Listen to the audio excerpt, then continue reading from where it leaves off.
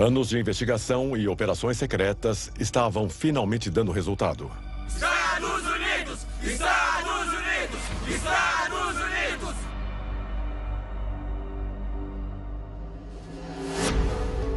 Em 2 de maio de 2011, Barack Obama se dirigiu ao povo dos Estados Unidos e ao mundo.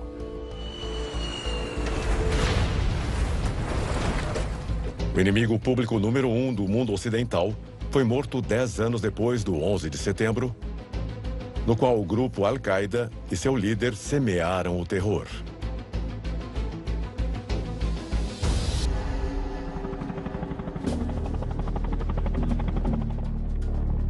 O exército dos Estados Unidos invadiu o Afeganistão no encalço dele. Me dá cobertura! Bin Laden escapou várias vezes, se escondendo nas montanhas escarpadas de Tora Bora. Por algum tempo especulou-se sobre sua morte, até que a rede de televisão Al Jazeera exibiu um vídeo do líder terrorista. Seu paradeiro era um mistério. No início de 2011, a inteligência americana considerou a teoria de que Bin Laden estava no Paquistão. Em 2 de maio, 23 fuzileiros navais entraram em território paquistanês para capturar o terrorista, que estava escondido em Abbottabad. A missão durou 38 minutos.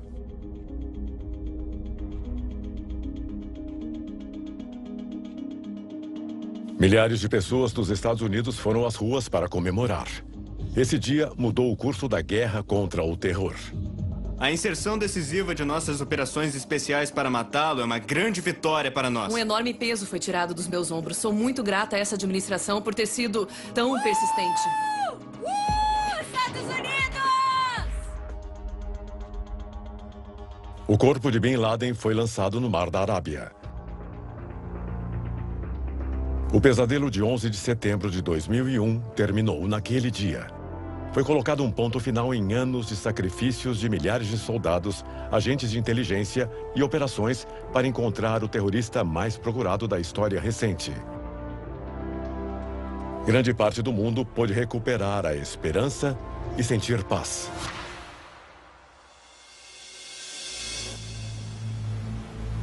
Enquanto o Mar da Arábia foi o destino final de um longo pesadelo, nas águas do Mediterrâneo, outro começava.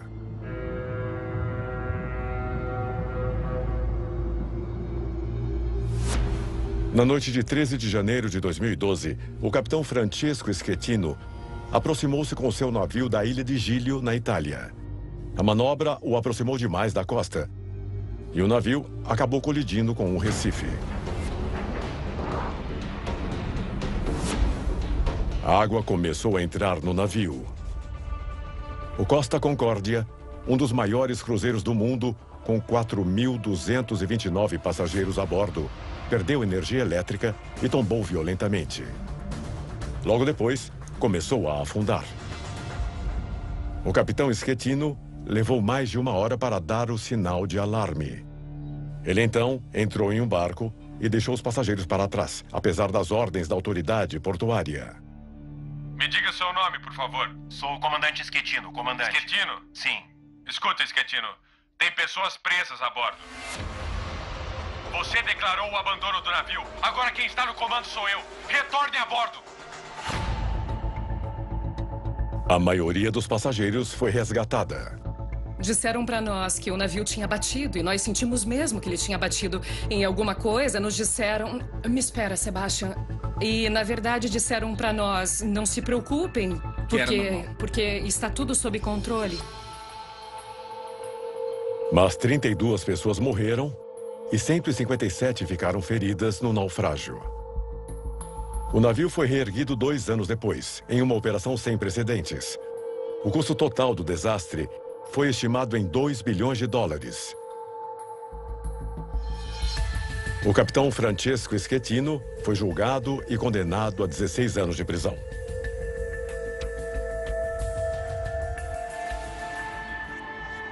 Os primeiros meses de 2012 também foram de transformações, recordes e uma grande festa. Vladimir Putin foi reeleito presidente da Rússia. A União Europeia penalizou o Irã por continuar a enriquecer urânio. Depois das sanções, o Irã suspendeu as exportações de petróleo para a Grã-Bretanha e França. O site de compartilhamento de arquivos Mega Upload foi fechado pelo FBI. O New York Giants conquistou seu 4º Super Bowl.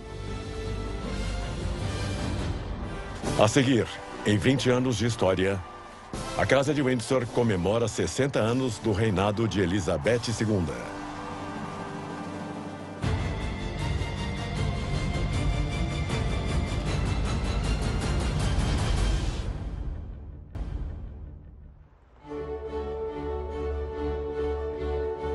Em 2012, a monarquia inglesa mostrou que o mundo não esqueceu rainhas e reis.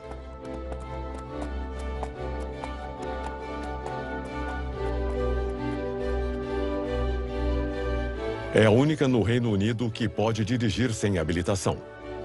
Ela viajou mais do que qualquer um de seus antecessores. Ela é chefe de estado de 16 territórios. Seu rosto está em mais moedas do que o de qualquer outra pessoa. E seu reinado viu 14 primeiros ministros passarem. Seu nome, Elizabeth Alexandra Mary Windsor. Seu título, Rainha do Reino Unido. Em fevereiro de 2012, começou oficialmente a longa celebração do 60º aniversário de sua ascensão ao trono com o Jubileu de Diamante.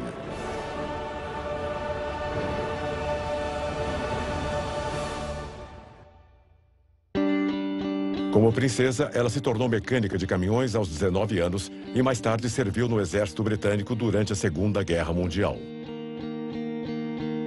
Seu pai, George VI, morreu em 6 de fevereiro de 1952.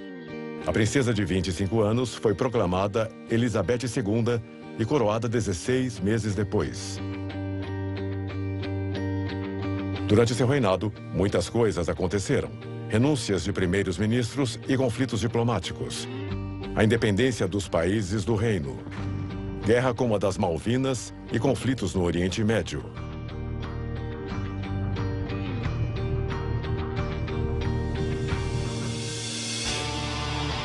O Jubileu de Diamante foi celebrado em grande estilo.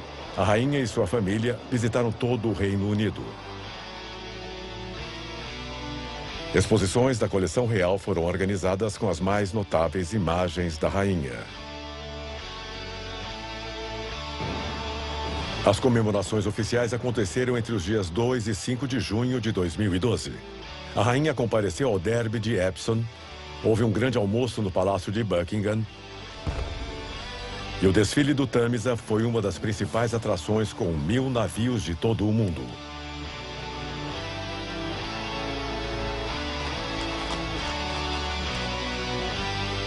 O Jubileu de Platina, de 70 anos, será em 2022.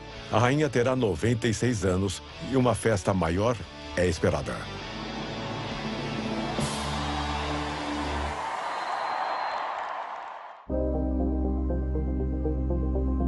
O segundo semestre de 2012 teve altos e baixos para o planeta. Durante a estreia do filme Batman, o Cavaleiro das Trevas Ressurge, no Colorado, um atirador invadiu uma das salas, efetuando disparos que deixaram 12 mortos e 59 feridos. O furacão Sandy atingiu a costa leste dos Estados Unidos, tornando-se o mais letal do ano. A NASA continuou a conquistar o espaço com o pouso do Rover Curiosity em Marte.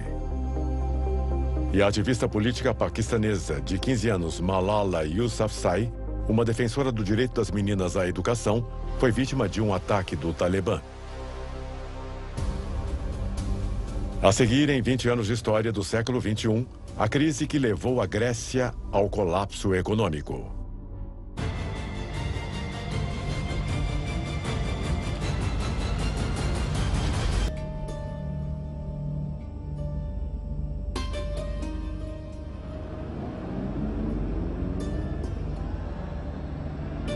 Em 2012, a Grécia, o berço da civilização ocidental, estava econômica, política e socialmente falida.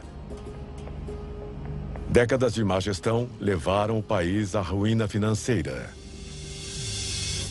Desde 1981, quando aderiu à Comunidade Econômica Europeia, sua economia apresentava sinais de estagnação. No final dos anos 90, a Grécia tentou concluir a última etapa de sua integração europeia para entrar na zona do euro, mas não cumpria as condições para ser aceita. Ela teve que esperar até 2001 para ser incluída como membro. Mas sua adesão à zona do euro tornou-se um fardo para a União Europeia.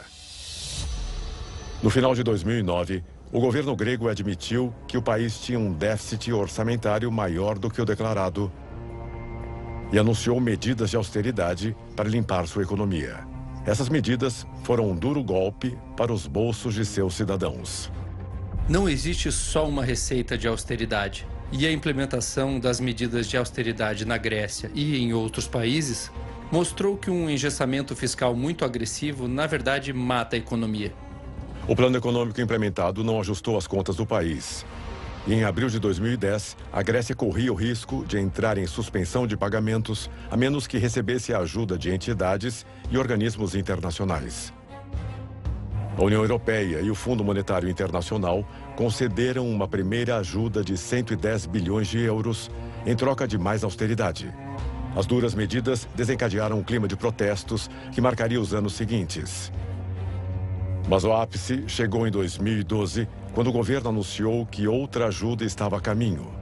Dessa vez, por 130 bilhões de euros. O novo acordo exigiu mais sacrifícios para a população, o que fez com que os protestos aumentassem. Estima-se que a economia da Grécia caiu 25% e o desemprego entre os jovens adultos ultrapassou 50%.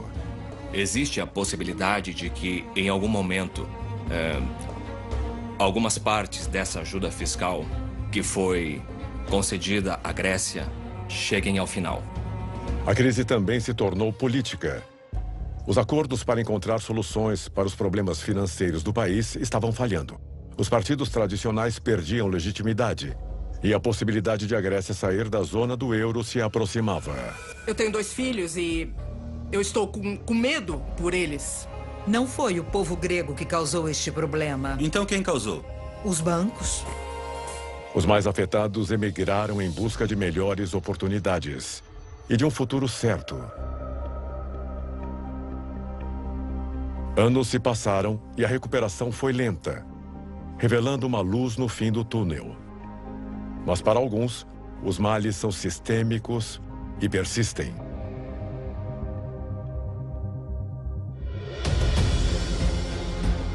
Assim, mais 4 anos se passaram, deixaram sua marca e escreveram parte de nossa história recente.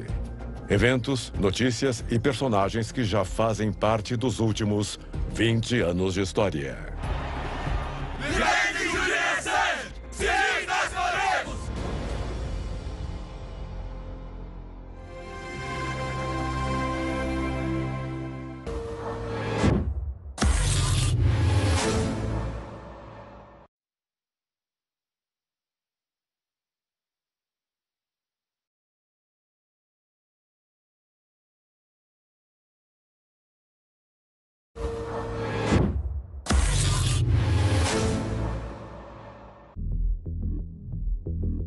Durante as primeiras 2 décadas do século XXI, nós testemunhamos feitos surpreendentes. A revolução digital, os avanços na medicina, a evolução do conhecimento humano. Nós passamos por diferentes maneiras de se governar, maneira de nos relacionarmos e como enfrentar o futuro. Nunca, como hoje, o destino da humanidade esteve tão à mercê de nossas próprias decisões e ações.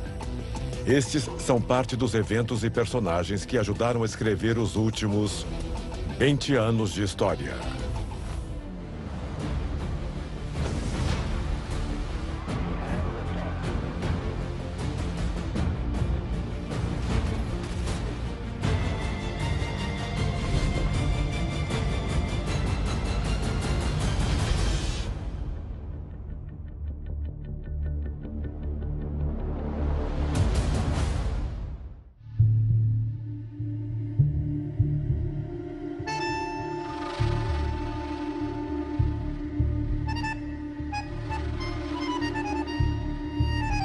Em 11 de fevereiro de 2013, o mundo ficou sabendo da decisão do Papa Benedito XVI de renunciar ao pontificado. A notícia que acabamos de receber sobre a intenção do nosso Santo Pai, o Papa Bento XVI, de renunciar no fim deste mês, no dia 28 de fevereiro, foi uma enorme surpresa. A separação de um sumo pontífice da Igreja de São Pedro não acontecia desde 1415, quando o Papa Gregório XII foi obrigado a renunciar.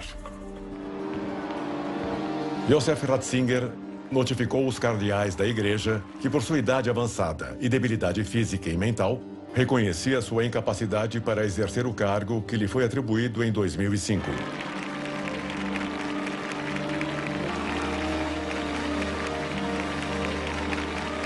Em 28 de fevereiro, diante de uma multidão muito comovida, Josef Ratzinger se despediu. E a bênção, em nome do Pai, Filho e do Espírito Santo. Obrigado, boa noite. Muito obrigado a todos.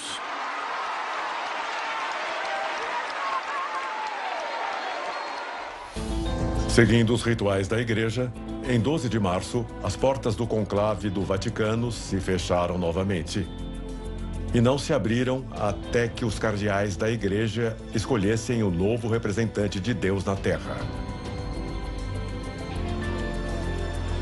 2 dias se passaram, até que a fumaça branca anunciou ao mundo que havia um novo Papa.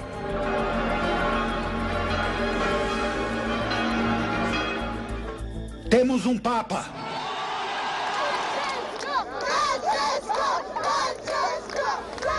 Sobre Jorge Mário Bergoglio, um argentino, recaiu a responsabilidade de reger os destinos da Igreja Católica no mundo. Ele adotou o nome Francisco, em homenagem a São Francisco de Assis. Irmãos e irmãs, boa noite! Foi a primeira vez que um Papa latino-americano foi escolhido. E também a primeira vez de um clérigo jesuíta. É uma emoção muito grande. E como católica, a emoção foi também por ser o Papa que a Igreja necessita.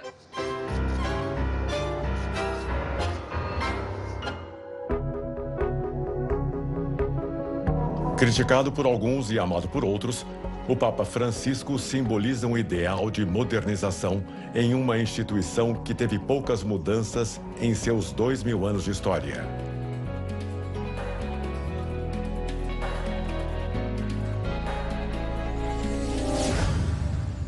Enquanto isso, no centro da Igreja Católica se debatiam possíveis reformas.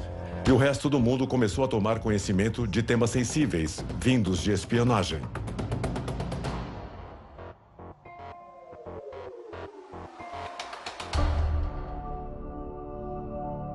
Em junho de 2013, os jornais The Guardian e The Washington Post publicaram informações sobre uma rede de espionagem liderada pela Agência de Segurança Nacional. O mundo estava sendo espionado. Edward Snowden, um ex-empregado da Agência Central de Inteligência dos Estados Unidos, havia copiado e vazado mais de 1.700.000 documentos secretos. Nos documentos expostos, Snowden revelou a existência de um sofisticado programa de computação, conhecido como PRISM, que foi criado para vigiar conversas e ter acesso a dados e informações de pessoas do mundo todo, inclusive de países aliados.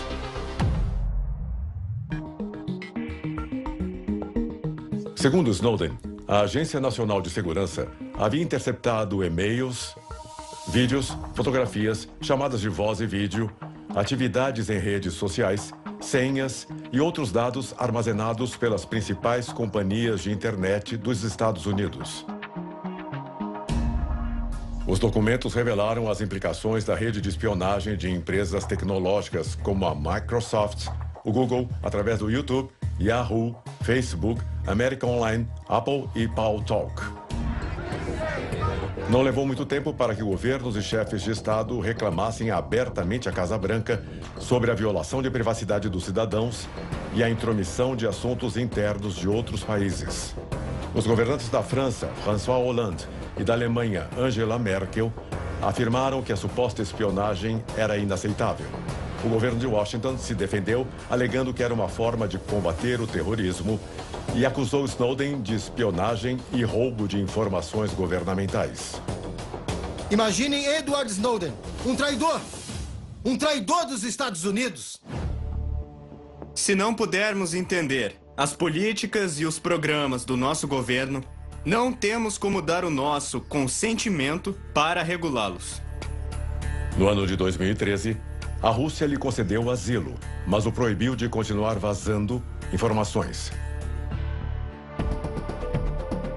Após os vazamentos de Snowden, a internet começou a ser assunto importante para os governos. A comunidade internacional exigiu dos Estados Unidos que revisasse suas formas de operar os seus serviços de inteligência. Todos da comunidade de inteligência reagimos após a traição de Snowden. Mas, infelizmente, a ameaça ainda existe. E ainda que eu não possa comentar em detalhes as ações que iremos tomar, eu garanto, nós não ficaremos de braços cruzados. Nossa abordagem de segurança deve evoluir e é o que faremos. Após 2013, a confiança na internet nunca mais foi a mesma.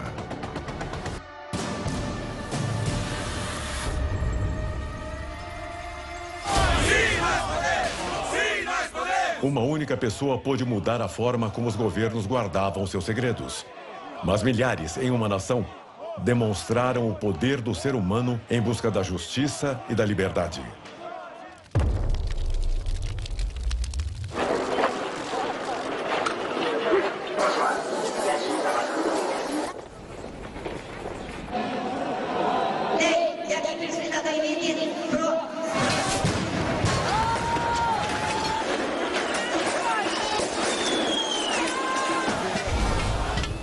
Os estudantes foram os primeiros a protestar em novembro de 2013. Eles exigiram que o presidente Viktor Yanukovych revertesse sua decisão de não assinar o acordo para que a Ucrânia se unisse à União Europeia. Com a união, a Ucrânia corria o risco de ganhar um inimigo em seu próprio quintal, a Rússia.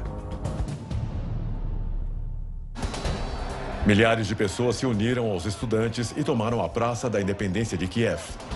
Foi o início do período mais turbulento da história da Ucrânia.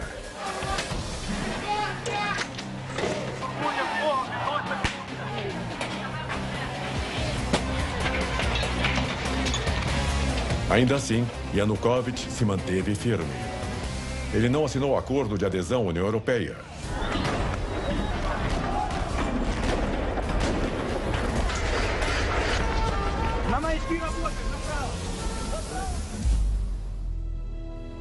Após 3 meses de violência, Yanukovych foi destituído e se instaurou um governo interino. O pior parecia ter passado, mas aquilo era apenas o início. Forças militares russas tomaram controle da Crimeia. Isso não é uma ameaça. Isso é, na verdade, uma declaração de guerra contra o meu país. A violência voltou a tomar as ruas e novamente a Ucrânia estava em chamas.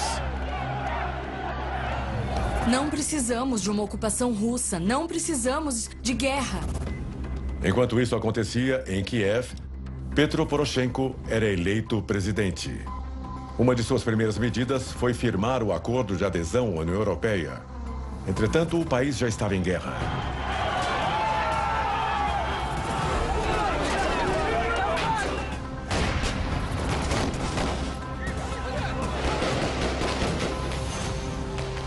A tensão cresceu ainda mais quando, em 17 de julho de 2014, um avião da Malaysia Airlines, com 298 pessoas a bordo, foi derrubado por um míssil sobre a fronteira entre a Ucrânia e a Rússia. Ambos os lados se acusaram mutuamente. Barack Obama responsabilizou os rebeldes pró-Rússia. Isso é uma ameaça ao mundo e todos vimos na terrível destruição do MH17. 7 meses depois, chegou-se a um acordo de paz. Hoje, são poucos os progressos nas reformas da Ucrânia pós-revolução. Com a economia em crise, centenas de milhares emigraram para países da União Europeia. Em 2020, o conflito entre a Ucrânia e a Rússia ainda continua, e ele já tirou a vida de 13 mil pessoas, segundo a ONU. Após ser destituído, Viktor Yanukovych fugiu e conseguiu asilo na Rússia. Ele é procurado pelo governo ucraniano por traição.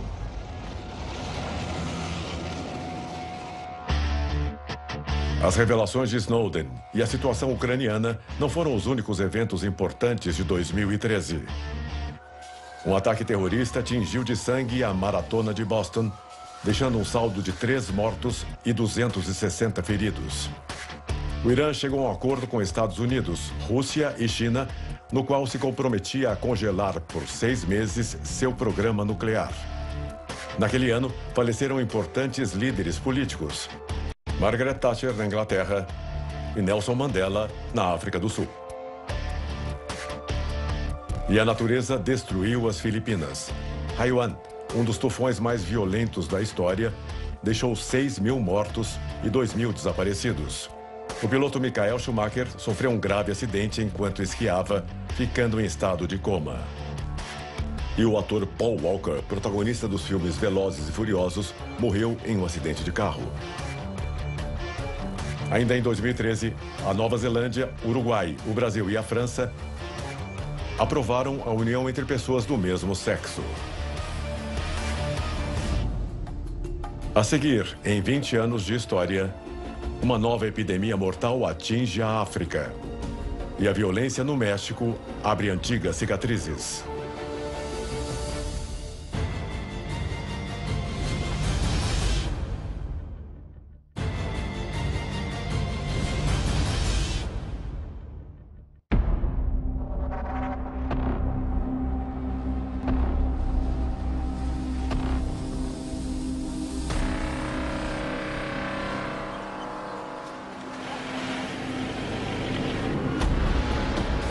Em 2014, parte da população da Guiné, na África Ocidental, começou a apresentar febre alta, vômitos, diarreias e hemorragias internas. O contágio era sinônimo de morte.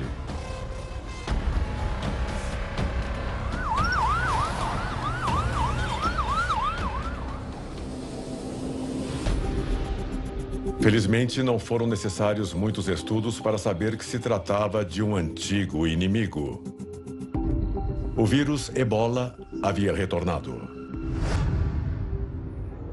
No decorrer do tempo, pequenos casos haviam acontecido, mas nenhum tão violento como o do ano de 2014.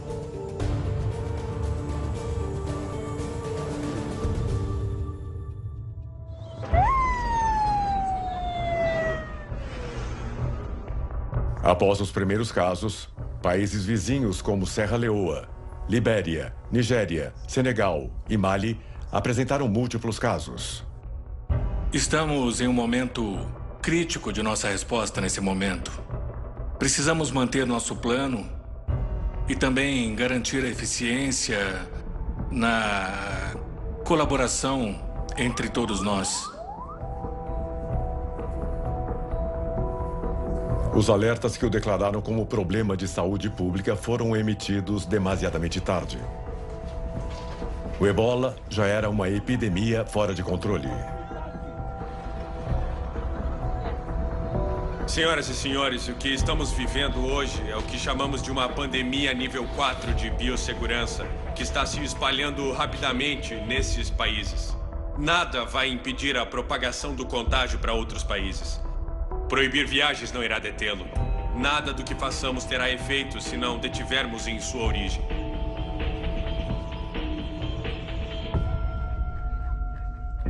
Durante 2 anos, o vírus castigou impiedosamente a região, inclusive países como Itália, Espanha, Reino Unido e Estados Unidos.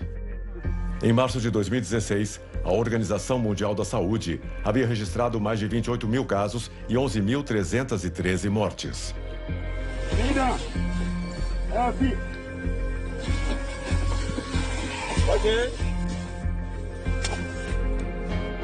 Foi uma das epidemias mais violentas conhecidas pelo homem. A Organização Mundial da Saúde e organizações como a Médicos Sem Fronteiras continuam combatendo o vírus. Além das mortes, a epidemia afetou profundamente o turismo e a economia do continente africano. Mas o medo é seu mais terrível legado. A comunidade internacional teme a possibilidade de que uma mutação do vírus provoque uma pandemia com mortes incalculáveis.